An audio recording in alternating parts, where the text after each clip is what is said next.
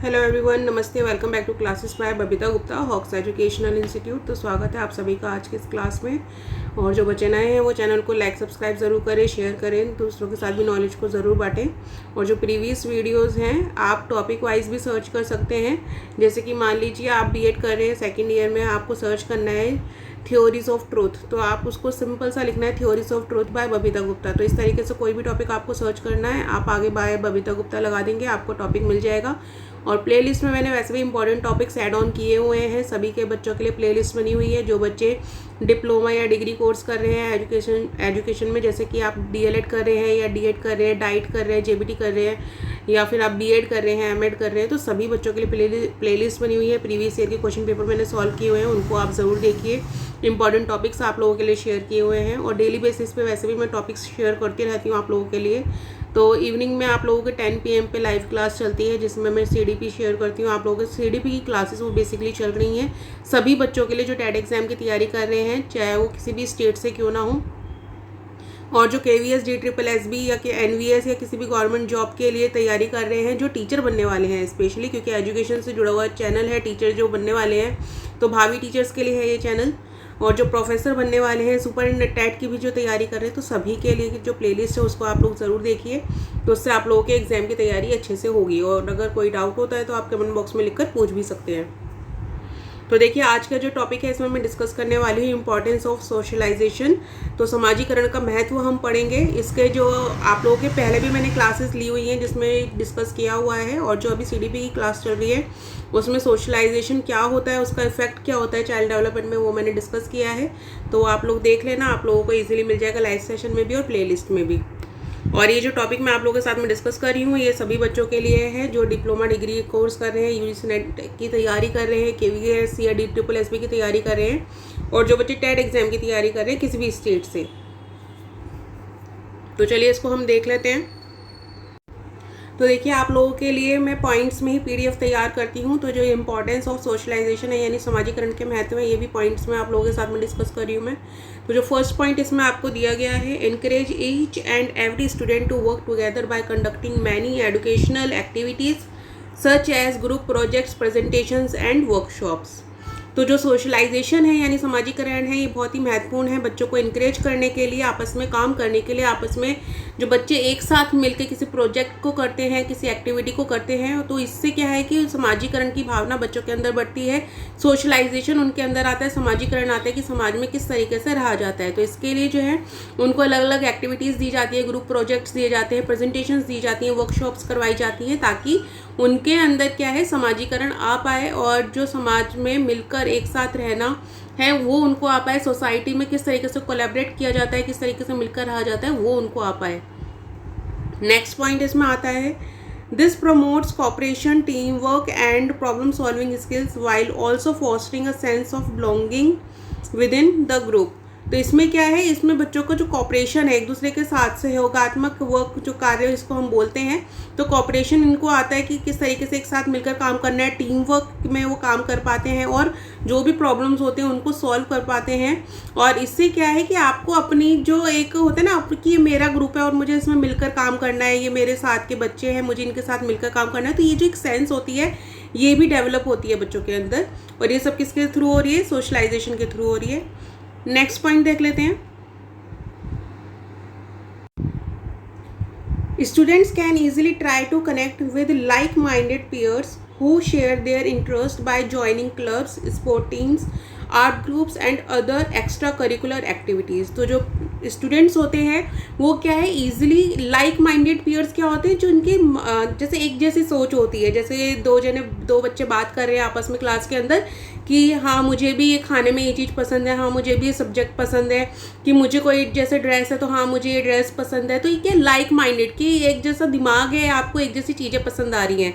तो जो बच्चे हैं वो कनेक्ट करने की कोशिश करते हैं कि जो उनके पीयर्स हैं, लाइक माइंडेड पीयर्स है, जो उनके जैसे बच्चे हैं।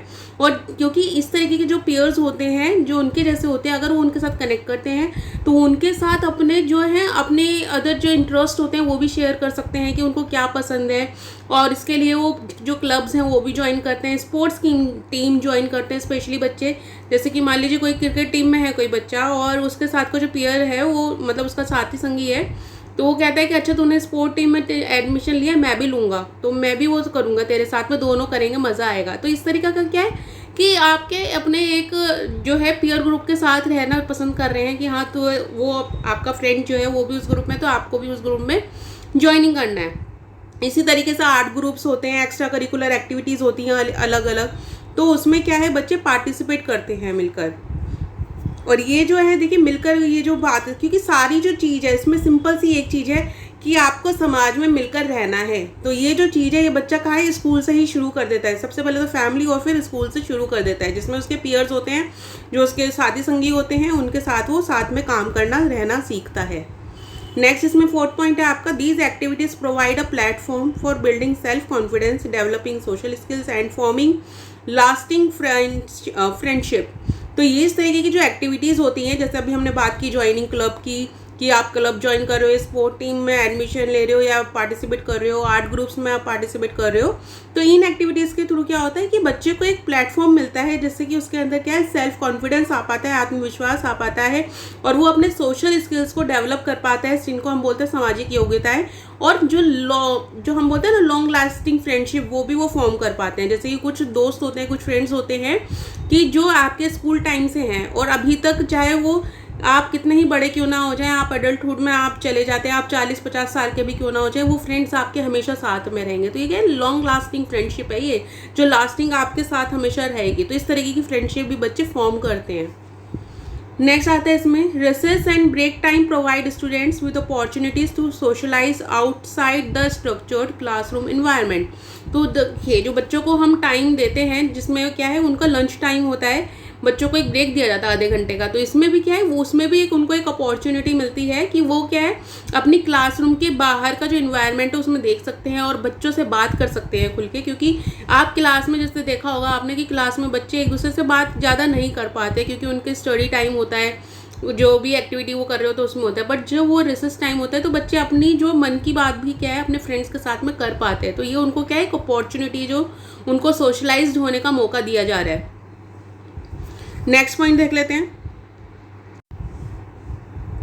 Students can play games, engage in informal conversations and form friendship during lunch and cafeteria times. तो जो स्टूडेंट्स हैं वो क्या है कि अपना एक बच्चों के साथ में गेम्स खेल सकते हैं, इनफॉर्मल कन्वर्सेशन वो कर सकते हैं। इनफॉर्मल कन्वर्सेशन का क्या मतलब है, अगर आप क्लास के अंदर किसी से बात कर रहे हो, एक फॉर्मल वे में आप बात कर रहे हो, बट जब आपको एक लंच टाइम मिल रहा है, एक कैफेटेरिया टाइम मिल रहा है कि आप एक जगह जाके बैठ सकते हो, बात कर सकते हो, या आप अगर स्कूल ग्राउंड है तो वहाँ जाकर आप बैठ सकते हो, गेम खेल सकते हो, तो उस टाइम में क्या है बच्चा इनफॉर्मल कन्वर्सेशन कर सकता है, जिसको हम बोलते हैं अनौपचारिक बातचीत, यानी कि एक नॉर्मल लैंग्वेज में, कि जैसे हम अपने घर में बात करते हैं वैसे ही वो बच्चा अपने फ्रेंड्स के साथ में बात कर सकता है, और जो न्यू फ्रेंडशिप है वो भी वो फॉर्म कर सकता है।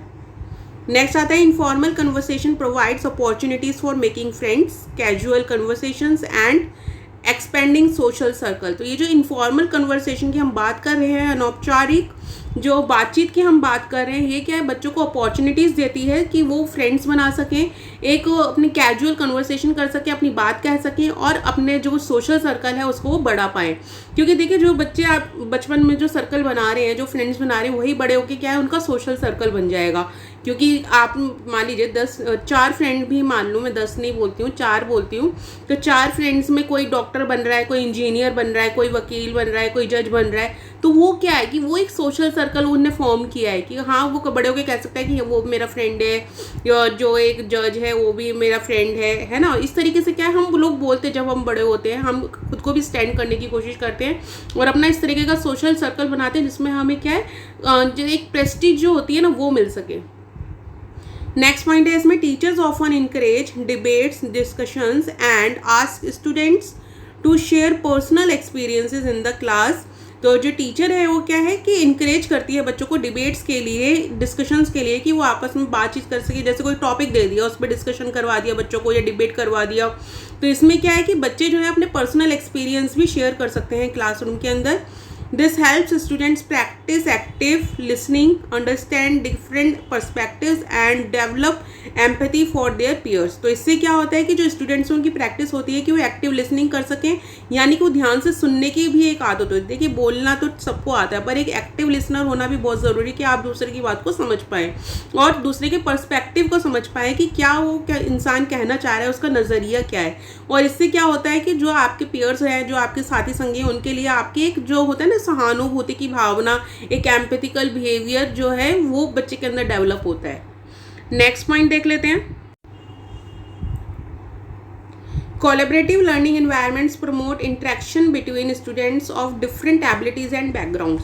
तो जो कोलैबोरेटिव लर्निंग एनवायरनमेंट हम क्रिएट करते हैं, इसमें क्या है कि बच्चा क्या है आपस में दो, जैसे आपने ग्रुप फॉर्म कर दिया 10 बच्चों का, तो वो क्या कोलैबोरेशन से लर्निंग करे, कुछ सीख, आपस में मिलकर किसी चीज़ को सीख रहे हैं। जैसे कोई एक्टिविटी आपने दे दी बच्चों को करने के लिए, कोई प्रोजेक्ट दे दिया बच्चों को करने के लिए, तो इससे क्या है कि बच्चे आपस में क्या इंटरेक्शन करते हैं, एक दूसरे से बातचीत करते हैं और अपनी जो एबिलिटीज़ होती हैं उनको भी क्या है बढ़ाते हैं। वो अपनी जो योग्यता है, कई बार क्या होता है कि बच्चा, जैसे हमने कोई प्रोजेक्ट बच्चे को दिया, तो एक बच्चा जो है वो किसी, हो सकता है किसी चीज़ में एक्सपर्ट है, दूसरा नहीं है, दूसरा किसी और चीज़ में एक्सपर्ट है, तो वो अपनी एबिलिटीज़ भी क्या है सीख सकते हैं एक दूसरे से, है ना।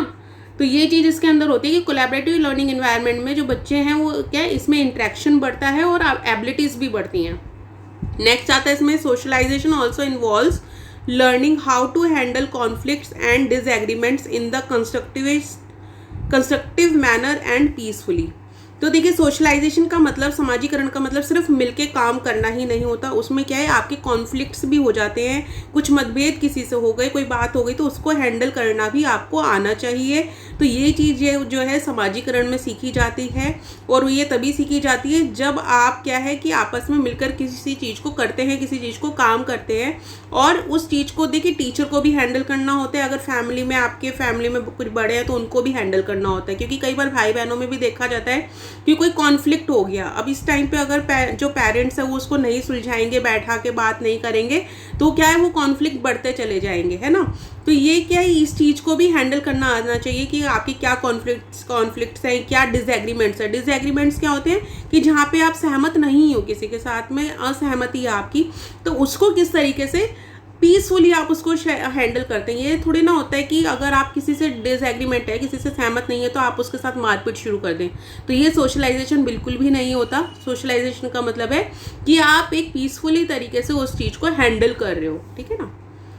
नेक्स्ट इसके अंदर आता है 11 point, the child can learn to steal if he is along with the thieves. अब देखिए एक एग्जाम्पल बहुत अच्छा दिया गया है कि एक जो बच्चा है वो चोरी करना भी सीख सकता है अगर वह चोरों के साथ में है, उनके साथ में रह रहा है, उठ रहा है, बैठ रहा है। तो चाहे वो बच्चा शुरू से, देखिए बचपन से जब वो पैदा हुआ तभी से तो चोरी नहीं कर रहा है ना, किसी चीज़ को चुराना शुरू नहीं करा। जब उसने देखा उसके आसपास के जो लोग थे वो उस तरीके के हैं जो चोरी कर रहे थे, तो वो भी ऐसी चीज़ें सीखने लगता है। But after introducing the importance of socialization, the students will realize that society would not accept if they do such activities।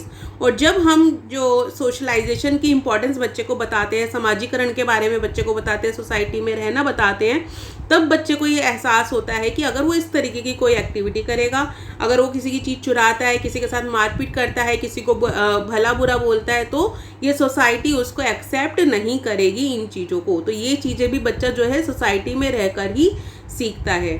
Next point देख लेते हैं, 12th पॉइंट है आपका, teaching students about traditions and their importance will increase the process of socialisation. यानी कि जो बच्चों को हम ट्रेडिशन के बारे में सिखाते हैं, किसी संस्कृति के बारे में सिखाते हैं, तो उससे क्या है कि बच्चे को जो सोशलाइजेशन है उसके बारे में समझ में आता है और उसकी इम्पोर्टेंस भी समझ में आती है कि किस तरीके से क्या इम्पोर्टेंस है समाज में ट्रेडिशंस की, कल्चर की, है ना, संस्कृति की जो हम बात करते हैं।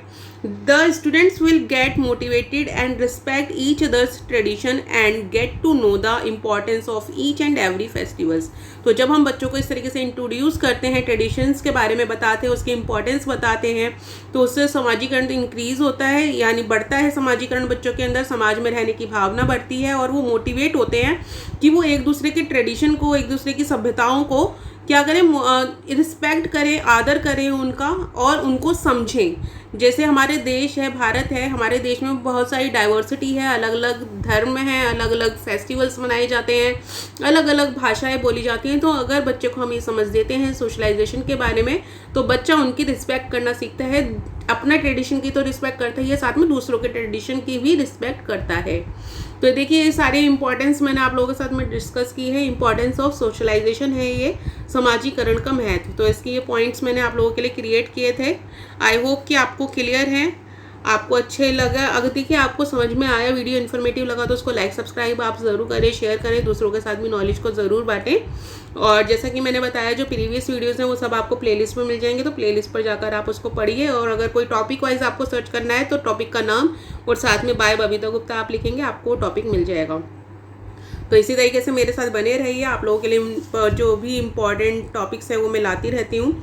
और जो इवनिंग क्लास है आप लोगों की 10 PM पे मैं लेती हूँ, उसको आप ज़रूर अटेंड करें। वो सभी बच्चों के लिए जो टीचर बनने वाले हैं, क्योंकि उसमें सारे इन्फॉर्मेटिव वीडियोज़ ही मैं आप लोगों के लिए शेयर करती हूँ। PDF जो क्रिएट करती हूँ वो सभी बच्चों के लिए होते हैं। तो चलिए आज का से क्लास में यहीं ओवर करती हूँ और आशा करती हूँ कि आप लोग अपना प्यार इसी तरीके से मेरे साथ बनाए रहेंगे। सो थैंक यू, धन्यवाद।